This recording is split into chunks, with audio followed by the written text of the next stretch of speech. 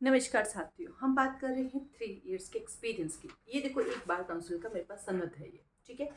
जिस दिन आपको सनद मिल जाती है, सनद कब मिलेगी? आपने रजिस्ट्रेशन कराया, फिर आप क्या करोगे? एबी का एग्जाम दोगे, फिर उनके पास इन्फॉर्मेशन आ जाएगी। फिर सनद पे डेट लिखी हुई होती है, देखो यहाँ पे डेट लिखी हुई होती है सनद के ऊपर।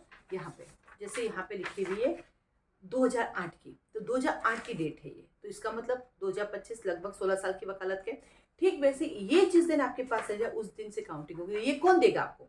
ये देगा bar council. Bar council, state bar council. जैसे मैं राजस्थान जोधपुर में रहती हूँ, तो हमारी बार काउंसिल यही, तो बार काउंसिल ही बोलते हैं उसको। तो स्टेट बार काउंसिल दे देगा। आ गए आपके पास सनद। अब आता आपको कोर्ट जाना होगा। अब आप कहते हो मैं कोर्ट नहीं जा पा रही हूँ, देखो कोर्ट तो आपको जाना पड़ेगा। ये एक्सपीरियंस जोड़ने का मतलब ये है कोर्ट जाना। आप जब कोर्ट जाएंगे तो वहाँ पे जिस सीनियर के साथ काम करेंगे वो सीनियर भी आपको एक सर्टिफिकेट दे सकता है। वो सर्टिफिकेट कौन सा? 10 इयर्स जिस एडवोकेट के पास एक्सपीरियंस है वो आपको एक सर्टिफिकेट दे सकता है कि यस, ये बंदा 3 साल से कोर्ट आ रहा है और इसने वकालत की।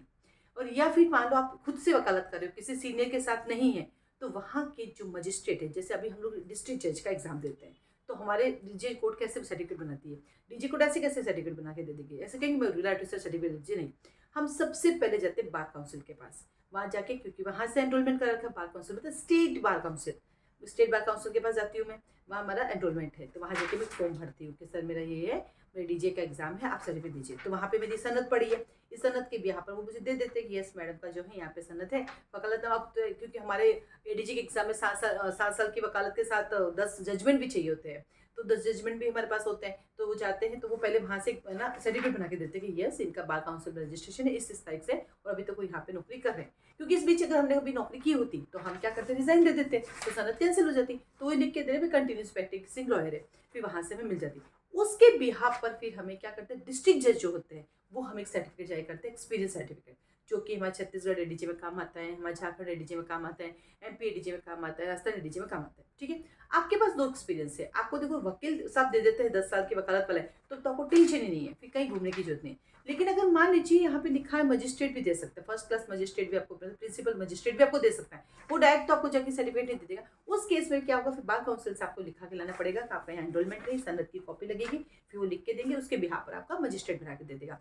तो दोनों ऑप्शन है। तो जनरली जो एडवोकेट्स होते हैं, अब जब ये आया है नॉर्म्स, तो एडवोकेट्स के पास भी एक फॉर्मेट होता है, वो आपको आराम से लिख के दे देंगे कि 10 साल, इनके पास 3 साल की वकालत का अनुभव है। तो आपकी 3 साल काउंटिंग कब हो रही है? इस सनद की कॉपी में जो डेट लिखी हुई वहां से काउंटिंग हो रही है। ओके, अब कोई डाउट नहीं, सिर्फ यहाँ सनद, क्योंकि आपको ही पता है आज कोर्ट जाओगे 3 साल तक तो कौन से, जब बहुत सारे केसेस आ जाएंगे, नहीं आ जाएंगे, क्या जजमेंट आ जाएंगे, नहीं आ जाएंगे। आपको सिर्फ एक्सपीरियंस बताना कि you have a 3 years enrolment और आप कोर्ट जाती हैं। और ये आपको रजिस्ट्रेशन का जो है वो आपको 2 तरह से मिल सकता है, एक एडवोकेट के थ्रू और एक आपको मजिस्ट्रेट के थ्रू। ठीक है, चलिए, ऑल द बेस्ट।